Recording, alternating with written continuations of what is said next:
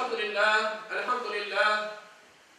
لله الذي جعل صلاة الجمعة من شعائر الإسلام وفرضها على أمة محمد عليه الصلاة والسلام لتكون مكفرة للذنوب ومطهرة للآثام. نشهد أن لا إله إلا الله وحده لا شريك له الذي يكرم المؤمنين والمؤمنات برؤية جماله في دار السلام.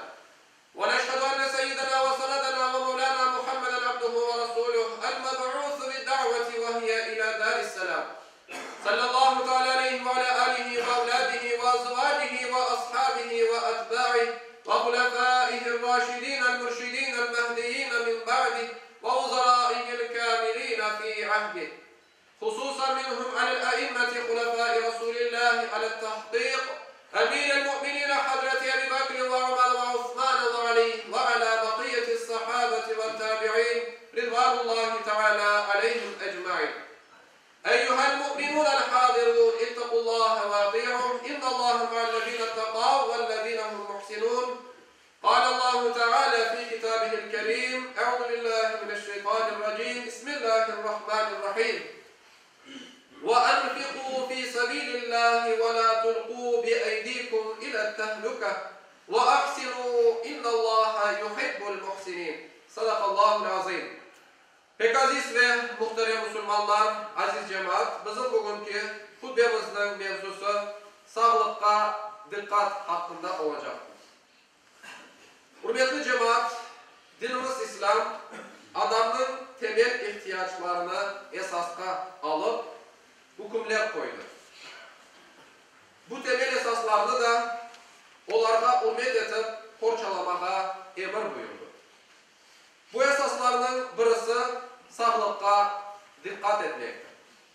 Çünkü adamın bedeni ona Allah tarafından emanet olarak verildi.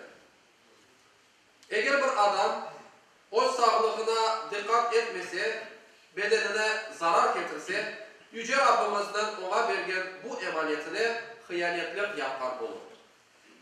Sevgili Peygamberimiz Muhammed sallallahu aleyhi ve sellem sağlığımıza dikkat etmemizni emir etip bir hadis-i şeriflerinde bizlerge böyle buyurgan eder. 5 şey gelmeden evvel onların kıymetini biliniz. Kartlıktan evvel yaşlıkның, hastalıktan evvel sağlıkның, fukarelik gelmeden baylıkның, meşgul vakıttan evvel boş vakıtның ve ölümden evvel hayatının kıymetini biliniz. Başka bir hadis-i şerifinde sevgili Peygamberimiz aleyhisselam şöyle buyurganlar: adamlarının çokusu kullanğanda aldangan iki nimetleri vardır. Bunlar sağlık ve boş vakıttır. Aziz cemaat, dinimiz sağlıkka büyük emniyet verir. Bunun için Müslümanın daima aktif olmasını tavsiye eder.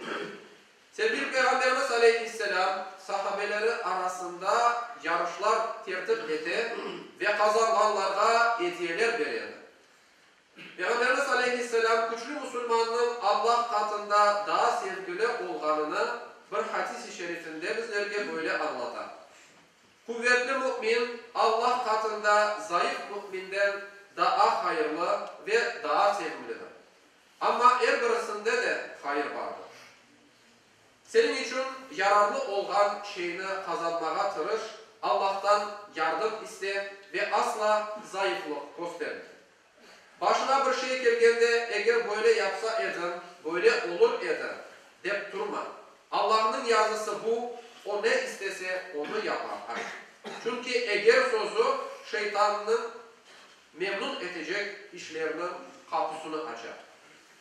Kıymetli Müslümanlar, Yüce Rabbimiz her bir hastalıkların ilacını yaratır.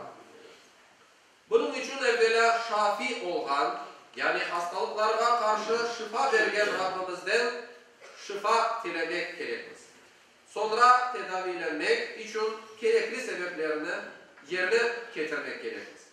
Ama en esası hasta olmadan evvel sağlığımızda dikkat etmeliyiz. Hutbemizde sayılı cemaat başında okulan ayet-i kerimenin manasını inşallah bitirmek isteyeyim.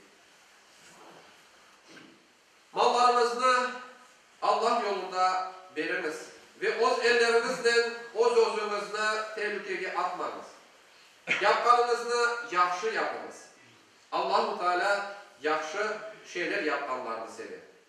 Ələ inna ahsanel kelam və abləğən nizam kelamullahil melikil azizil allam kema qalallahu tebareke ve teala fil kelam ve izâ quri'el Kur'an festemi'u leh ve ansitu leallekum turhamun.